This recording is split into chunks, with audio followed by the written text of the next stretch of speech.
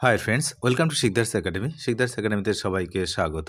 এই ভিডিওতে আমরা আলোচনা করব 32,000 প্রাইমারি শিক্ষক মামলা নিয়ে। আপনারা জানেন যে 32,000 প্রাইমারি শিক্ষকের মামলা এই মুহূর্তে হাইকোর্টে বিচারাধীন। অনেক কাঠখড় পুড়িয়ে সেই মামলা কিন্তু আবার হাইকোর্টেই রয়েছে এবং হাইকোর্টে বিচারাধীন।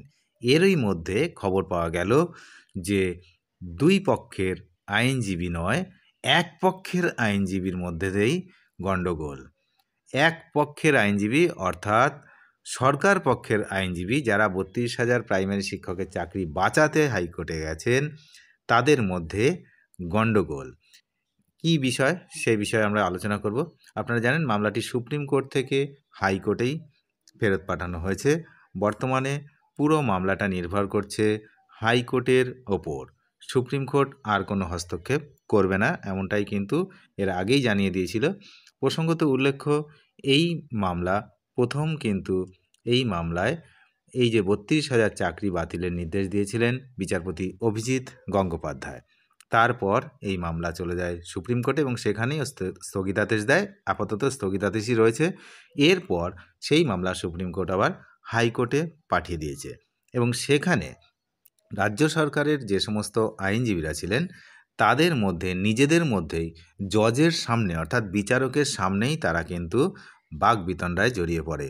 প্রথম দিন শুনানিতেই এই ঘটনাটি ঘটেছে। সুতরাং বুঝতেই পাচ্ছেন এই মামলার ভবিষ্যৎ কোন দিকে যেতে পারে। যেখানে যে সমস্ত আইনজীবী তারাই নিজেরা নিজেদের মধ্যে গণ্ডগোল করছে, তাহলে এই 32,000 মামলার ভবিষ্যৎ কী সেটা আগামী দিনে আমরা জানতে পারবো। কিন্তু এখনই কিন্তু অশনি সংকেত দেখা দিচ্ছে। আপনারা জানেন যে প্রাইমারি যে পরীক্ষা হয়েছিল সেখানে এই যে 32,000 প্রাথমিক যে শিক্ষক বাতিলের যে মেন যে বিষয়টা, যে বিষয়ে বাতিলের বলে সিদ্ধান্ত হয়েছিল সেটা হচ্ছে রোস্টার মানা হয়নি, অর্থাৎ কোনো রিজার্ভেশন মানা হয়নি এবং যে অভিযোগ ছিল যে অ্যাপটিটিউড টেস্ট নেওয়া হয়নি। সিবিআই এই মুহূর্তে তদন্ত চালাচ্ছে এবং তদন্ত প্রথম থেকেই সিবিআইয়ের হাতে রয়েছে। সেই তদন্তে কিন্তু একাধিক ব্যক্তি জড়িত এবং তাদের কিন্তু ইতিমধ্যে জেলযাত্রাও হয়েছে।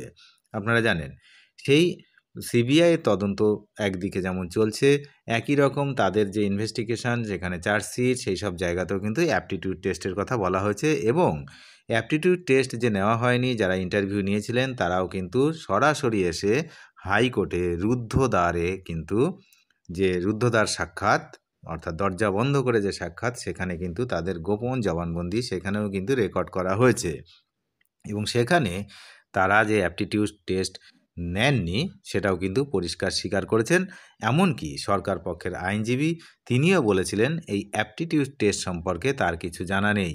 সুতরাং মামলার একটার দিকে কিন্তু নিশ্চিত যে এই যে প্যানেলটা কিন্তু সাময়িকভাবে অবৈধ।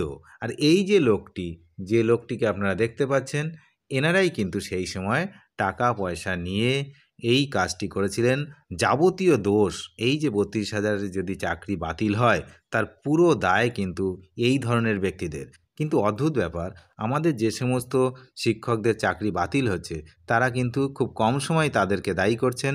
তারা বেশিরভাগ সময় সরকারকে দায়ী করছেন, কোর্টকে দায়ী করছেন, বিপরীত পক্ষের যে সমস্ত নেতা নেত্রী তাদেরকে দায়ী করছেন, পক্ষের বিপক্ষের নেতা নেত্রী, পর্ষদ সভাপতি এদেরকে দায়ী করছেন, কিন্তু যারা এখন পর্ষদ সভাপতি রয়েছেন, এই ধরনের লোক যারা দেখতেই পাচ্ছেন আপনারা, পাল মহাশয়, তো এনারা কিন্তু সেই সময় ছিলেন না, তারা কিন্তু জানেনই না বিষয়বস্তুটা। এই জন্য ইনি এসেই প্রথমে বলেছিলেন প্রতিবার দুবার হবে টেট, নিয়োগের নোটিশ বেরোবে দুবার, এইসব বলেছিলেন। তো কই সেটা করতে পারছেন না, তার কারণ ওনার জানা নেই যে উনি কোন পদে এসে অধিষ্ঠিত হয়েছেন, এর আগে এই পদগুলো কিভাবে কলঙ্কিত হয়েছে।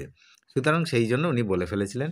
যাই হোক, সুপ্রিম কোর্ট থেকে কিন্তু এই মামলার দায়ভার পুরোপুরি হাইকোর্টের উপরে ছেড়ে দেওয়া হয়েছে এবং হাইকোর্টে মামলা চলছে এবং হাইকোর্টে চলাকালীন যে ঘটনাগুলো ঘটছে, যা সামনে আসছে, সেটাই আমরা জানাচ্ছি বা জানানোর চেষ্টা করছি যে সুবিধার লাগছে না বেশ বিষয়টা।